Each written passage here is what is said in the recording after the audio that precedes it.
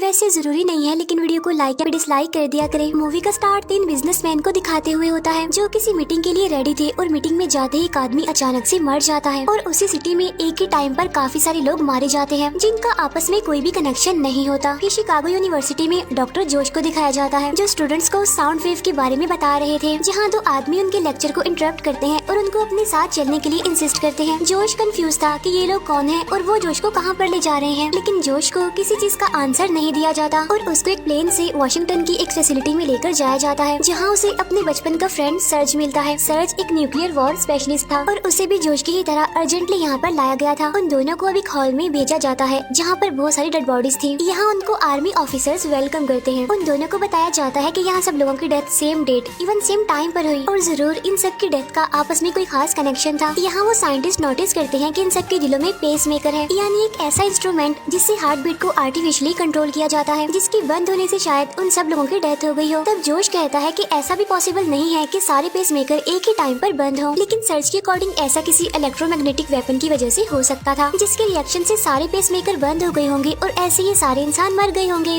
अब यहाँ पर सवाल ये था कि ऐसा कौन और कैसे कर सकता है। यहाँ पर वो एक न्यूज रिपोर्ट में देखते हैं कि सारे ही बर्ड्स एकदम से मरकर जमीन पर गिर रहे हैं और कुछ अपना बैलेंस खराब करते हुए बिल्डिंग से टकरा रहे हैं। जोश की टीम को लगता है कि इन बर्ड्स और डेड बॉडीज का अर्थ की मैग्नेटिक फील्ड से कोई कनेक्शन जरूर है। उसको लगता है कि अर्थ की मैग्नेटिक फील्ड खो गई है, यानी खत्म हो गई है। इसीलिए वो अपने क्रू मेंबर से पूरी दुनिया में होने वाले ऐसे इंसिडेंट्स को कवर करने के लिए कहता है। इसके बाद वो सभी चीजों को कैलकुलेट करने वाला था और वो विश कर रहा होता है कि उसकी मैग्नेटिक फील्ड वाली थ्योरी गलत हो। दूसरी तरफ हम एक स्पेस शटल डेक को देखते हैं जो अर्थ पर लैंडिंग के लिए बिल्कुल तैयार थी और उसे कैप्टन रिबिका और कैप्टन बॉब कंट्रोल कर रहे थे, लेकिन अर्थ के करीब आने पर अब नॉर्मल मैग्नेटिक फील्ड की वजह से उनका मिशन कंट्रोल से कनेक्शन टूट जाता है और यहाँ मिशन कंट्रोल को पता चलता है कि उनकी लॉन्चिंग लाइन गलत है, यानी वो लोग क्रैश लैंडिंग करने वाले हैं। और शटल के अंदर रिबिका अपनी कैलकुलेशन के अकॉर्डिंग अपने कोर्स को चेंज करते हुए एक रिवर में लैंड करती है, जिससे वो हर तरह के नुकसान से बच जाते हैं और सेफली लैंड करते हैं। इसके बाद नेक्स्ट सीन में हम देखते हैं कि जियोग्राफिकल प्रोफेसर डॉक्टर जिम्स्की किसी कॉन्फ्रेंस से बाहर आ रहे थे, जहाँ उनसे जोश मिलता है और अपनी मैग्नेटिक फील्ड लॉस थ्योरी के बारे में उनको बताता है। तब वो जोश को उनके ऑफिस में मिलने के लिए कहते हैं। जोश वहाँ जिम्स्की को सब बताता है, लेकिन जिम्स्की उसकी कोई भी बात नहीं मानता और कहता है कि ये सब कुछ गलत है। ये सब कुछ सुनकर मेरा सिर्फ टाइम वेस्ट हो रहा है। फिर जोश के जाने के बाद हम देखते हैं कि जिम्स्की किसी को सीक्रेट कॉल करता है और जोश को हम उसके फ्रेंड के साथ एक होटल में देखते हैं, जहाँ उनको दोबारा वही लोग कॉन्फ्रेंस में लेकर जाते हैं जो उनको वॉशिंगटन लेकर आए थे। यहाँ कॉन्फ्रेंस में इस केस से रिलेटेड सारे लोग मौजूद थे और जिम्स्की जोश की डिस्कवरी को अपनी डिस्कवरी के तौर पर प्रेजेंट कर रहा था और जिम्स्की जोश को ही उसे एक्सप्लेन करने के लिए कहता है, जिसके लिए जोश एक पीच को कट करते हुए उसे एज अ अर्थ ही सबको प्रेजेंट करता है और बताता है कि किसी अननोन रीजन की वजह से अर्थ के इनर कोर की रोटेशन बंद हो गई है, जिसकी वजह से अर्थ के अलोंग मैग्नेटिक फील्ड भी खत्म हो गई है और शायद इसी वजह से ये सब कुछ हो रहा है। अब जोश साथ ही फायर का यूज करते हुए बताता है कि कुछ मंथ्स में अगर ये सिस्टम ठीक ना हुआ तो सन से अनफिल्टर्ड अल्ट्रावायलेट रेडिएशन अर्थ पर आएंगी और हर चीज को डिस्ट्रॉय कर देंगी, जिसकी वजह से यहाँ पर लाइफ मुश्किल बल्कि बिल्कुल खत्म ही हो जाएगी। और जब जोश से जर्नल कोई सोल्यूशन पूछते हैं तो उसके पास इसका कोई जवाब नहीं होता, लेकिन जिम्स्की उससे कहता है कि हम इस प्लेनेट के कोर की रोटेशन को रिस्टार्ट करने के लिए हर कोशिश करेंगे। और अब एक टीम जिसमें जिम्स्की, जोश और सर्च थे डॉक्टर ब्रेस से मिलने जाते हैं, जो कि अल्ट्रासोनिक और इलेक्ट्रोमैग्नेटिक फील्ड के माहिर थे और वो उन्हें अपने इन्वेंशन दिखाते हैं जो किसी भी हार्ड सरफेस इवन अर्थ माउंटेन्स में अल्ट्रासोनिक लेजर की हेल्प से होल कर सकती थी। और इसी टेक्नोलॉजी को यूज करते हुए वो इनर कोर ऑफ अर्थ में होल करना चाहते थे, जिससे दोबारा अर्थ के अलोंग चार्जेस पास होंगे और मैग्नेटिक फील्ड को रीगेन कर लिया जाएगा और अर्थ के इनर कोर में रोटेशन भी दोबारा स्टार्ट हो जाएगी, जो कि इजीली पॉसिबल हो सकता था। लेकिन अब प्रॉब्लम अर्थ के इनर कोर तक ट्रेवल करना था। तब कोर में ट्रेवल करने के लिए शिप बनाने का काम डॉक्टर ब्रेस को दिया जाता है, जिसका सारा एक्सपेंस आर्मी उठाने वाली थी। दूसरी तरफ हम एक माइक्रोसॉफ्ट हैकर रैट को देखते हैं, जिसको FBI अरेस्ट करके जनरल के पास लेकर आती है और उसे काम दिया जाता है कि वो मिशन के कम्युनिकेशन सिस्टम को डिजाइन करेगा। और यहाँ हम एक बार फिर कैप्टन रिबिका और बैग को देखते हैं, जिनको उनकी बहादुरी पर गार्ड ऑफ ऑनर दिया जा रहा था। और यहाँ जर्नल उन दोनों को भी एज मिशन कैप्टन सिलेक्ट कर लेते हैं और इस मिशन के लिए टीम में कैप्टन के साथ साथ जिम्स्की, जोश, ब्रेस और सर्च को भी रखा गया था। फिर कुछ दिनों बाद एक कॉन्फ्रेंस रखी जाती है, जिसमें इस मिशन के बारे में सब लोगों को ऑफिशियली इन्फॉर्म किया जाना था और इस मिशन का हेड जोश को बनाया जाता है, जिससे जिम्स्की काफी अपसेट था। यहाँ जोश सबको बताता है कि पहले 3 मंथ्स मिशन की प्रिपरेशन होगी और फिर कुछ लोगों की ये टीम इस मिशन को पूरा करने के लिए जाएगी। और इसी कॉन्फ्रेंस में फर्स्ट टाइम रिबिका अपने बाकी टीम मेंबर से मिलती है। मिशन के लिए सबसे पहले ये टीम एक शिप बनाएगी जो उनको अर्थ के इनर कोर में ट्रेवल करने के लिए चाहिए और ये काम डॉक्टर ब्रेस के जिम्मे था। और शिप के सामने ब्रेस की वो अल्ट्रासोनिक लेजर इन्वेंशन का यूज किया जाएगा, जिससे वो अर्थ की सरफेस को क्रैश करते हुए आगे बढ़ेंगे। जिम्स्की इस मिशन में अर्थ को डेंसिटी की कैलकुलेशन का रिस्पॉन्सिबल था और सर्ज को एटॉमिक इंचार्ज को कंट्रोल करना था और जोश मैग्नेटिक फोर्स और चार्जेस को हैंडल करने वाला था। फिर 3 महीने गुजर जाते हैं और उनकी शिप बिल्कुल तैयार हो जाती है और इस शिप में उन्होंने बहुत सारे कंपार्टमेंट्स बनाए थे और अब उन सब लोगों को मिशन की ट्रेनिंग दी जाती है, जहाँ अभी उनके मिशन पर जाने में कुछ दिन बाकी थे। लेकिन अर्थ पर एक थंडर स्टॉर्म आ जाता है जिससे बहुत नुकसान होता है और इसी वजह से उनको अपना मिशन पहले शुरू करना पड़ता है, जहाँ हम उन सबको उनकी शिप में देखते हैं जो कि पैसिफिक ओशन पर थी और मिशन कंट्रोल से ग्रीन सिग्नल मिलने पर वो अपना मिशन स्टार्ट करते हैं और कुछ ही देर में अब वो समंदर की गहराई में थे और शिप लेजर से अर्थ के सरफेस पर होल करते हुए वो अर्थ के कोर में एंटर होते हैं और पहले 12 घंटों में वो सिर्फ 700 माइल्स गहराई में ही जा पाते हैं और ट्रेवल करते हुए जब वो अर्थ मेंटल तक पहुँचते हैं तो उनके शिप को एक झटका लगता है, जहाँ देखने पर उन्हें पता चलता है कि यहाँ कुछ क्रिस्टल्स ने शिप की अल्ट्रासोनिक लेजर मशीन को जैम कर दिया है और अब पहले उनको इस मशीन को ठीक करना था, तभी वो आगे बढ़ सकते थे और इस काम के लिए बॉब और जोश बाहर जाते हैं। जोश जब क्रिस्टल को काट रहा होता है तो उनके ऊपर हॉट लावा गिरता है, लेकिन फिर भी उनको अपना काम कंप्लीट करना था। लेकिन तभी जोश की ऑक्सीजन खत्म हो जाती है और वो बेहोश हो जाता है, जिसे बचाने के लिए सर्ज बाहर आता है और उसे शिप के अंदर ले जाता है। इसी दौरान बॉब अपना काम कंप्लीट करके रेबिका को ग्रीन सिग्नल दे देता है, लेकिन तभी एक क्रिस्टल उसके हेड पर गिरता है और हेड इंजरी की वजह से वो हॉट लावा में गिर जाता है और इस तरह से वो मर जाता है। रेबिका उसे देखकर शॉक्ड हो जाती है, लेकिन फिर अपने इमोशंस पर कंट्रोल करते हुए वो जल्दी से बॉब की सीट पर जाकर शिप को दोबारा से स्टार्ट करती है और अब वो विर्जिल यानी वो शिप हॉट लावा से होते हुए क्रिस्टल से बचते हुए आगे बढ़ती है। फिर जोश भी होश में आ जाता है और उसे भी बॉब की डेथ ने शॉक दिया था। वो अब इस फैक्ट को अपने माइंड में बिठा लेते हैं कि वो इस मिशन पर कभी भी मर सकते हैं। इस मिशन को स्टार्ट हुए आज दूसरा दिन था और हम जोश, सर्ज और जिम्स्की को वेपन कंपार्टमेंट में देखते हैं। रेबिका उन सबको उस कंपार्टमेंट से बाहर आने के लिए कहती है क्योंकि अब उनको ये कंपार्टमेंट इजेक्ट करना था, तब वो तीनों जल्दी से वहाँ से बाहर निकल जाते हैं। लेकिन सर्ज को याद आता है कि वो अपना एटॉमिक लॉन्चर तो वहीं पर ही भूल गए हैं, जिसके बगैर वो अपना कोई भी एटॉमिक रिएक्टर स्टार्ट नहीं कर सकते थे। तब सर्ज उसे लेने जाता है और बहुत मुश्किल से वो सिर्फ लॉन्चर को ही बाहर कर पाता है और खुद अंदर ही बंद हो जाता है। जोश जल्दी से रेबिका के पास जाता है और उसे कंपार्टमेंट को दोबारा खोलने के लिए कहता है। तब जिम्स्की उससे कहता है कि ह्यूमैनिटी को बचाने के लिए अब हमें एक की तो कुर्बानी देनी पड़ेगी। तब जोश बाहर से अपने फ्रेंड को मरता हुआ देखकर काफी इमोशनल हो जाता है। इसके बाद हम देखते हैं कि विर्जिल अब अर्थ के इनर मोस्ट कोर में था, जहाँ उनका मिशन तकरीबन कंप्लीट होने वाला था और विर्जिल भी काफी स्पीड से मूव कर रहा था और रेबिका के अकॉर्डिंग ये एक अच्छी बात थी क्योंकि इस तरह से वो जल्दी से अपना मिशन कंप्लीट कर लेंगे। लेकिन जिम्स्की की कैलकुलेशन के अकॉर्डिंग वो ये मिशन कंप्लीट नहीं कर सकेंगे क्योंकि यहाँ पर अनएक्सपेक्टेड डेंसिटी है, जिसकी वजह से ये शिप तेजी से मूव कर रही है। वो कहता है कि हमें अपना मिशन यहीं पर रोककर वापस जाना चाहिए। तो वो ये सारी सिचुएशन मिशन कंट्रोल को बताते हैं और यहाँ मिशन कंट्रोल उनको बैकअप प्लान डेस्टिनी देते हैं जो कि पहले उनसे छुपाया गया था और इस प्लान के अकॉर्डिंग उनको अपनी शिप को यहाँ से वापस लाना था। मींस उन्हें अपने मिशन को यहीं पर ही स्किप कर देना था। लेकिन जोशी बात नहीं मानता क्योंकि उसको लगता है कि वो किसी तरीके से ये सब कुछ ठीक कर सकते हैं, इसीलिए वो सीक्रेटली रेड से कांटेक्ट करता है और उसे कंट्रोल रूम के कंप्यूटर को हैक करने के लिए कहता है, जिससे उनको लगे कि वो इनके प्लान पर वर्क कर रहे हैं, लेकिन असल में वो डेस्टिनी प्रोग्राम पर वर्क नहीं कर रहे थे। जोश कहता है कि हम अपना ऑलमोस्ट एटॉमिक मटेरियल से यहाँ न्यूक्लियर रिएक्शन करेंगे जिससे यहाँ पर डेंसिटी कम हो जाएगी। दूसरी तरफ अर्थ पर मैग्नेटिक फील्ड न होने की वजह से वही हुआ था जो जोश ने बताया था। सन से आने वाली कॉस्मिक रेडिएशन ने गोल्डन गेट ब्रिज को मेल्ट कर लिया था और अर्थ तबाह होना शुरू हो गई थी। यहाँ अर्थ कोर में वो अब 2600 माइल्स डेप्थ